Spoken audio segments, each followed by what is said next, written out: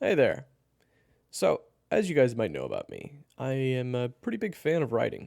Have been since I was a teenager, and sometimes when you write, things just don't pan out the way you want. Whether or not it doesn't go the way you want, or you can't really get it finished, or sometimes you can't even really get it started. Sometimes you do try out certain stories, and you just don't really do anything with them after you initially write them. I have two such stories in front of me here that I've started and didn't really finish that I feel like I might have been able to go somewhere with. I'm going to read them to you, and if you like either of them, let me know, and hell, I might actually write the damn things. Now, before we begin, I am going to say that both of these come with a bit of a trigger warning. So I will tell you what the triggers are when we get to each story. The first story we have here takes place in modern times. And it is about a teacher fresh out of college who goes back to his high school to teach class. And one day when he comes in, one of his students has been brutally murdered. So he spends the rest of his story finding out who did it, because it had to be someone from the inside. With that being said, we're going to read a very, very short teaser of this. Less than a page, but I think it's still pretty good. Now, the trigger warning for this is obviously intense violence and murder and very visceral gore. So, if those things make you uncomfortable, then maybe you should click off or skip ahead. If they don't make you uncomfortable and they sound freaking awesome, then let's begin. Let's do some movie magic here and let's set the mood a little.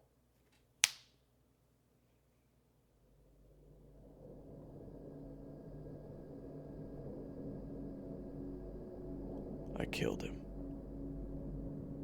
The night storm played a deafening crescendo outside the window. The soft but many raindrops slapping the glass like a swarm of wasps almost masked the intense yet distant thunder in the evening sky. The only thing I heard was the soft, panicked whimpers of a petrified teacher next to me.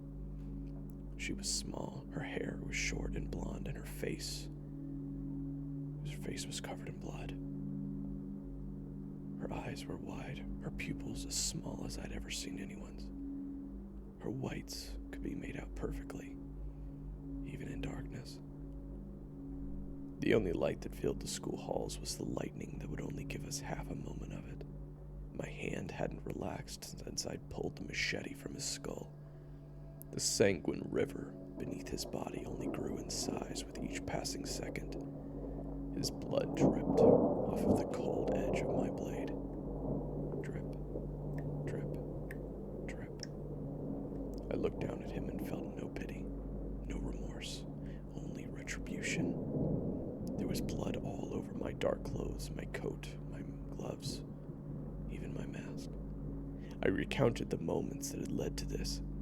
He was a monster, and monsters don't die unless they are killed. Someone like him would have been able to twist and contort his story to make him seem like a man with a bit of a problem, a functioning member of society with just a tiny little glitch and nothing more. But I knew the truth, and only I did.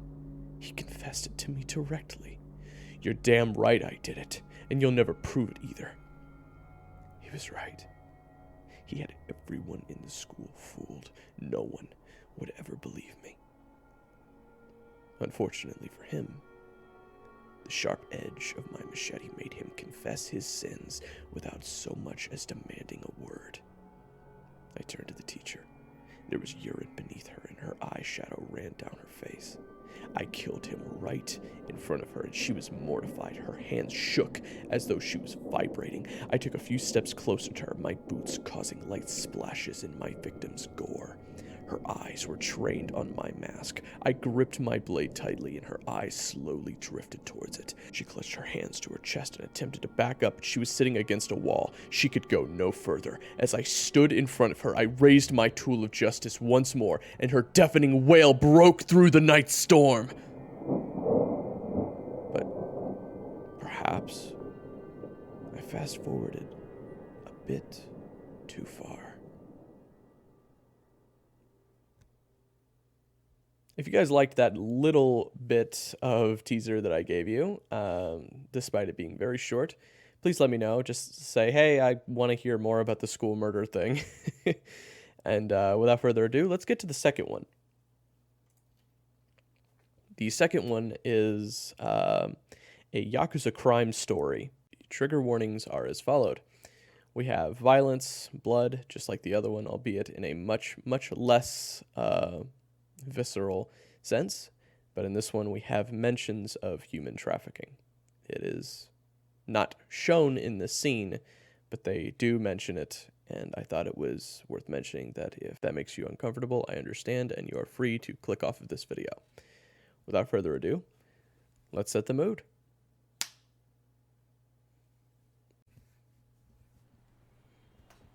There was still blood on his lip, but he didn't care. Kaito had purpose, and one that wouldn't be so easily forgotten with a simple wound. Saki, he thought.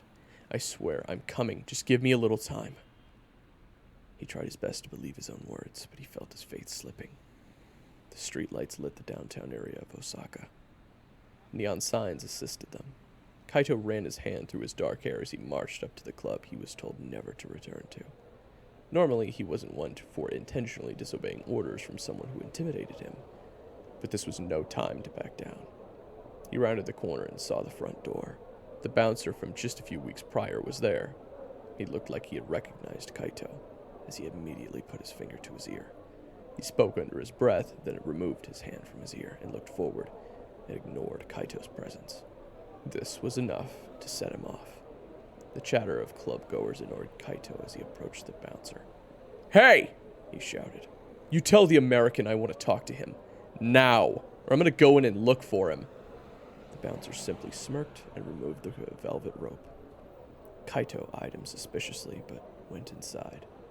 He held caution at his side as he heard the loud drum and bass music increase in volume the further he went towards the main floor. Once he saw the girls, he knew that it was only a matter of time before he was seen. He looked around for the American. No sign of him.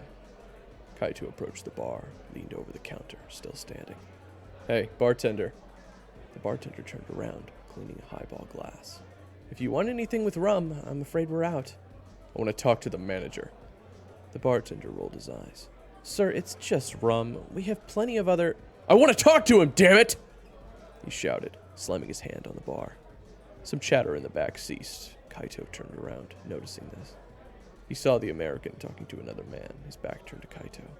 He seemed to be having a pleasant talk before being approached by a staff member. The staff member leaned into the American's ear, then pointed to Kaito. The American turned to him, and his expression looked like, for a split second, it changed to annoyance. Without much time for Kaito to register this, his expression changed back to his calm, friendly, welcoming smile. The American approached him. Hello there, he greeted him, again with superb Japanese for a foreigner. I am afraid we are all out of rum for the evening, but I'm sure we can arrange discounted drinks for the inconvenience. I want to talk to you. You're already talking to me. Where the fuck is she? He blinked when Kaito's voice raised. Staff members all began approaching him from all sides. Don't bother, the American said softly. I will escort the gentleman out myself. Kaito looked around but turned away as the American gestured to the outside. Kaito walked in front of him to the exit. Kaito did not enter nor exit from either time he had visited the club. The American stepped in front of him, unlocked the door, opened it, and gestured outside politely. Yachiro-san, the American said. The bouncer near the door leaned in. Please instruct tomorrow's bartender to order more rum. We don't want this to happen again. The man nodded, and the American closed the door behind him. He faced Kaito, his expression still the manager-like, bright-eyed smile you'd expect from pristine customer service. His expression dropped after Kaito began taking off his coat. Gonna give you one chance to tell me where she is. The American shook his head. A payment's a payment, he said, his voice lowered to the sinister yet aloof tone Kaito remembered before. You should have told your troublemaking friend to pay the bill. Then you wouldn't have lost one of your dancers. She will be put to good use. How dare you! That's a human being you're talking about. You sick fucks are using human beings for what, a way to line your pockets? These aren't workers we're talking about. They're slaves. You're selling human lives. You're disgusting. Business can be dirty. Sometimes it can be downright atrocious. That's the nature of the beast. I will reiterate. Your friend should have paid his bill. Let this be a lesson to you. Kaito's blood began to boil and he raised his fists. You had your chance. Now you won't get another one until I beat you back to your warmongering shithole country. The American's mouth slanted in unamusement. Kaito rushed him with a surprising speed and threw out a jab, but he caught nothing but air. He looked behind him and the American stood there, completely calm. You're walking a very dangerous tightrope. I suggest you hop down on your own before you get pushed. The only rope you should be concerned with is the one you'll be hanged from after I make you a vegetable. Kaito swung at him again, but the American looked as if he had seen all of his attacks in advance and choreographed ducking around them. Kaito continued to get angrier as this went on, but before swinging as hard as he could, he connected, but not to the man's face. His very strongest punch was blocked by the man's gloved hand. Kaito gritted in frustration, still trying to overpower him. The American made a sound and tilted his wrist downward sharply, pulling Kaito's hand. The turn was so sudden and quick that Kaito felt a slight pop in his wrist. He choked out a cry of pain, but was quickly silenced as he felt a kick to his kidney that resembled the feeling of a baseball bat being swung into his ribs. This time he wished there was a simple pop. Instead, he heard like a machine gun crack in his ribs. He grunted in agony as he staggered backwards. Fuck! He managed to choke out, before feeling a harsh pain on his head as his hair was getting pulled up, forcing him to rise. He then watched a red-brown gloved hand slam into the side of his jaw, dropping him to the floor. He felt incredibly dizzy, but desperately tried to struggle to his feet. He regained his vision while on his knees, only to see a bottom of a boot come flying in to say hello to his nose. He flew back, his back hitting the dumpster. He managed to choke out a few sobs of pain, blood pouring from his lip again. He heard a loud sound next to his head. It alerted him instantly. He looked to his left to see the same boot that hit him. He looked up to see the American looking down at him. He removed his foot from the dumpster and grabbed Kaito's shirt collar. Listen up, and listen good, he threatened. You're not on the fucking playground anymore. This isn't some schoolyard bullshit. You're in the real world now, and people don't play nice. People lie, cheat, steal, and kill to get to the top, and I guarantee you, you won't be an exception to that victim list. You are walking into very deep waters, kid, and I know for a fact these aren't waters you can swim in. Yakuza don't play fair, and you sure as hell can't keep up with the big boys. Go to the hospital, get your ribs checked up on, get a cast for that wrist, and go the fuck home. He dropped Kaito back onto the dumpster. Kaito watched the American walk up the stairs, struggling to pull himself off the pavement. Fuck you, he managed to choke out, blood escaping between his teeth. I swear to God, I will find her, and when I do, I'll come back for you. The American shook his head, his hand on the handle of the door, opening it. Get a hobby, kid. She's just a stripper. He opened the door. Hundreds of them in this city. She's my sister, you son of a bitch! The man froze for a few moments, then looked at Kaito. His brows furrowed. He released the handle, shutting the door again. Your sister? Kaito struggled to his feet, wiping the blood from his face with his shirt sleeve. Yeah. Well, you don't see the resemblance either? That's my only sister, and I'm not letting you ruin her life just because you're too fucked to get a real job. The man stared at him for a while. I see. You're tenacious. Got a few cracked ribs, and you're still up. That deserves applause. Kaito leaned on the dumpster with his good hand. Tell me where she is. Or? The man shook his head. As you've demonstrated, you can't hang with me. The American looked away, his long, dark ponytail picking up in the breeze. So what are you threatening to do? Expose me to my club? The coworkers know who I am. The customers? They'd be too satisfied by the girls to really care. The girls? Too scared to say a damn thing about it. The police? We'd be at the airport ready to fly to Hong Kong by the time you got to the police station. He looked at him again. So what exactly can you do? Pester you. I can come back here every single day and demand to fight you, and I'm a smart guy. I'll pick up on those moves eventually. And if you don't fight me, I'll trash your club, and you won't kill me. You got too high of a reputation to do that. I have connections. I can have you taken care of quicker than you can learn how to spell your name in English. Kaito was stoic, and it didn't change his expression. It was obvious he wasn't going to change his mind. The man sighed and reached into his back pocket. Kaito raised his arm defensively. It was revealed to be a pack of cigarettes and a lighter. The man popped one into his mouth, lit it, and dragged. He exhaled smoke from his mouth, and then put the pack and lighter back into his pocket. He then reached into his coat pocket and pulled out what looked to be a business card. He took another drag and handed it outwards toward Kaito. Here. Kaito looked at him strangely. What's that? It's a diamond ring. What do you think it is? It's a card with an address on it. Go to it. Am I going to get shot? The man snorted and took another drag. Take the card or I'm putting it back in my coat. Kaito contemplated letting him do so, but he felt strange about not taking it. He hesitantly reached out and grabbed it. Is this where she is? No, the man said bluntly. I'm not going to tell you where she is. Kaito's eyes narrowed. His good hand would have balled into a fist if not for the card. Why would I give a shit about this then? It's got an address on it. Go to it. Get a cup of coffee. Kaito blinked and looked down at the card. What for? It's good coffee. Kaito looked up, confused and a bit irritated. That's it? That's it. Wasting my fucking time with this? It's good coffee, he repeated. It's got a nice part of town, really nice atmosphere, friendly staff. The owner's some kind of coffee genius. He knows everything there is about making a cup. Why do I care about this? Because it's not the only thing he knows about. Kaito blinked. What are you trying to say exactly? Just saying he's a friendly guy with a lot of wisdom. He looked away, taking a long drag. How to correctly wash a handmade sweater, where to get good Italian food, how to housebreak your dog. He looked to Kaito again. Among other important, burning questions you may need desperately answered. Kaito's mouth was agape. Wait, so you're... I'm not doing anything. I'm telling you where to get coffee, and I'm telling you the owner happens to be a smart guy. He dropped the cigarette and put it out with his boot.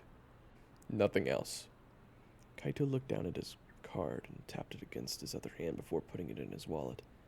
So, when can I go? I have to go to the hospital. You forget about those ribs?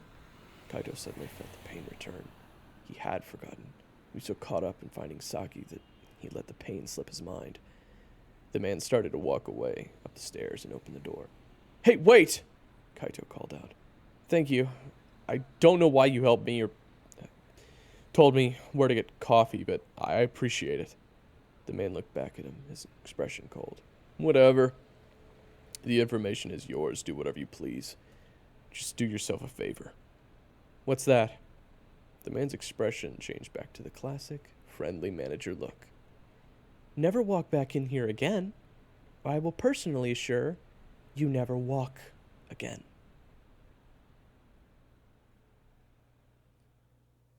I never got time or around to writing these, but if you guys are interested in either of them, please let me know, and I will be happy to, I don't know, make something out of them. In any case, I just wanted to get something out there while I'm waiting on lines from my actors. I hope you guys enjoyed, and if not, well, I mean, I got a lot of other stuff on the channel you guys can probably sink your teeth into. I got tons of other series and stories that you guys can be interested in. But if you like either of these, please let me know that you liked either the school murder one or the Yakuza Crime one or both. And I'll talk to you guys soon. I love you all. Thank you all for the support. And take care. Have a wonderful weekend. And I'll see you guys around. Bye-bye.